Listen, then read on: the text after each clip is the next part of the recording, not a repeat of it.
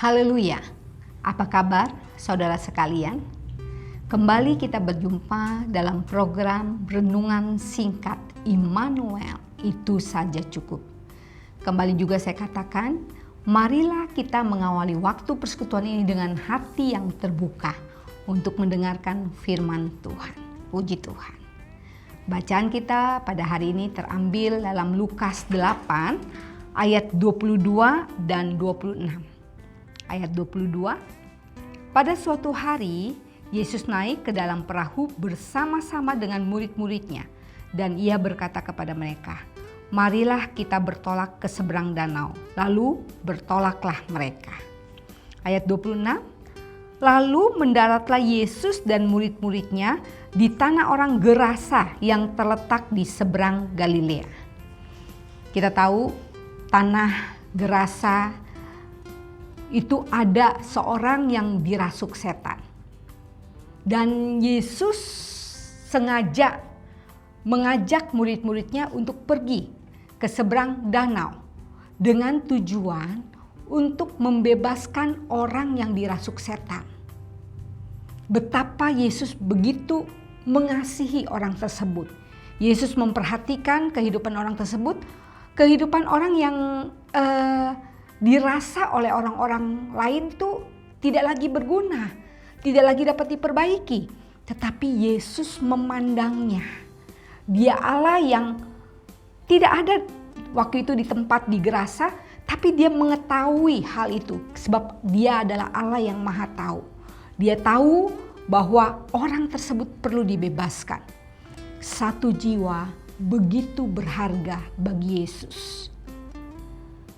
Bukankah begitu juga dengan kita?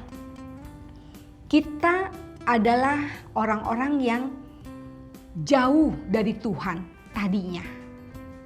Tapi Tuhan dengan kasih-Nya, Dia menemukan kita dan menyelamatkan kita. Karena kita begitu berharga di matanya. Kalau kita buka dalam Yesaya 43 ayat 4, Yesaya 43 ayat 4 dikatakan, oleh karena engkau berharga di mataku dan mulia, dan aku ini mengasihi engkau. Betapa kita begitu berharga di mata Tuhan dan mulia. Di terjemahan lain dibilang kita ini begitu berharga di mata Allah dan sangat penting bagi Allah. Sehingga Allah menghormati kita, Allah mengasihi kita. Begitu berharganya kita bagi Allah. Allah menghormati kita dalam artian Dia memberikan kehendak bebas bagi kita. Apakah kita mau mengikuti Tuhan atau tidak? Karena Dia begitu mengasihi kita. Dia menawarkan jalan keselamatan bagi kita. Dan kalau kita menerimanya, maka kita akan beroleh keselamatan tersebut. Puji Tuhan. Kita adalah orang-orang yang telah menerima keselamatan itu dari Tuhan. Dalam Yeremia 31 ayat 3 dikatakan, dari jauh Tuhan menampakkan diri kepadanya. Aku mengasihi engkau dengan kasih yang kekal. Sebab itu aku melanjutkan kasih setiaku kepadamu. Tuhan mengasihi kita dengan kasih yang kekal. Kasih yang abadi. Dan Dia melanjutkan kasih setianya kepada kita. Dia melanjutkan kebaikannya kepada kita. Kalau kita boleh bangun pagi hari dengan tubuh yang sehat. Dan kita dapat beraktivitas. Melakukan ini, melakukan itu. Bukankah itu bentuk kasih setia Tuhan kepada kita? Dan kalau kita masih diberikan kekuatan, kesehatan, kecukupan dalam segala sesuatu, bukankah itu kasih setia Tuhan kepada kita? Begitu besar kasih setia Tuhan kepada kita, sehingga Dia merelakan anaknya untuk kita. Kalau anaknya saja diberikan kepada kita, apalagi hal-hal yang kecil-kecil Dia pasti akan memberikannya kepada kita. Karena itu percayalah kepada Tuhan. Dan bagaimana kita dapat membalas kasih setia Tuhan itu kepada kita? Dalam Lukas 8 dikatakan, Lukas 8 ayat 38 dan 39. Lukas 8 ayat 38-39. Dan orang yang telah ditinggalkan setan-setan itu meminta supaya ia diperkenankan menyertainya. Tetapi Yesus menyuruh dia pergi, katanya, "Pulanglah ke rumahmu dan ceritakanlah segala sesuatu yang telah diperbuat Allah atasmu."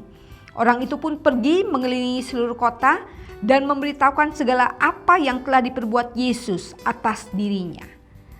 Orang yang telah dirasuk setan itu, dia merasa dia harus membalas cinta kasih kemurahan Tuhan.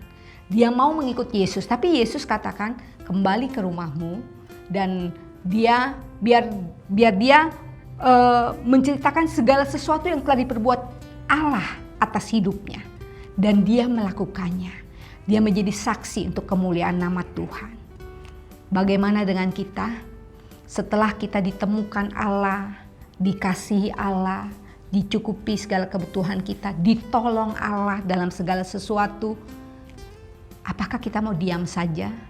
Bukankah kita harus berbuat lebih untuk Tuhan? Kita menjadi saksi buat Tuhan. Dalam Yohanes 13 ayat terakhir, ayat 34 dan 35, dikatakan, "Aku memberikan perintah baru kepada kamu, yaitu supaya kamu saling mengasihi, sama seperti aku telah mengasihi kamu. Demikian pula kamu harus saling mengasihi. Dengan demikian, semua orang akan tahu bahwa kamu adalah murid-muridku, yaitu jikalau kamu saling mengasihi." Mari kita menceritakan kasih Tuhan dengan cara menunjukkan kasih kita kepada sesama. Biar orang lain melihat bahwa ada Yesus dalam kita. Allah yang adalah kasih itu ada di dalam kita. Jadi kita dapat mengasihi orang lain. Jadi saudara-saudara, kita yang telah ditemukan Allah, dikasihi, diselamatkan, kita harus balas cinta kasih kemurahan Tuhan dengan saling mengasihi sesama kita. Dan juga dengan demikian berarti kita memberitakan Yesus ke semua orang. Puji Tuhan. Mari kita berdoa. Terpujilah Tuhan. Terima kasih Tuhan kalau pada hari ini Engkau mengajarkan kami untuk saling mengasihi satu sama lain Tuhan. Seperti Engkau telah mengasihi kami. Demikian juga kami harus mengasihi saudara-saudara kami. Bukan hanya saudara-saudara kami Tuhan, tetapi orang-orang yang sudah menyakiti hati kami, yang sudah berbuat jahat kepada kami. Tolong kami supaya kami dapat mengamalkan kasih-Mu. Kami menjadi saksi untuk hormat kemuliaan bagi nama-Mu dengan mengasihi semua orang, termasuk musuh kami sendiri Tuhan. Karena kami pun dulu adalah musuh Engkau. Engkau telah menemukan kami dan menyelamatkan kami. Tuhan pimpin kami supaya kami dapat melakukan firman-Mu. Terima kasih Tuhan, terima kasih. Tanamkan firman-Mu dan biar kami dapat melakukannya dalam hidup kami sehari-hari. Di dalam nama Tuhan Yesus Kristus. Haleluya. Amin. Puji Tuhan.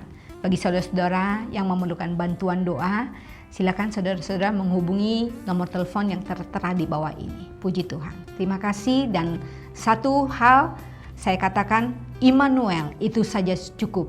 Kalau Yesus beserta kita, kita dapat melakukan segala sesuatu. Kita dapat menjadi saksi Tuhan. Haleluya. Amin.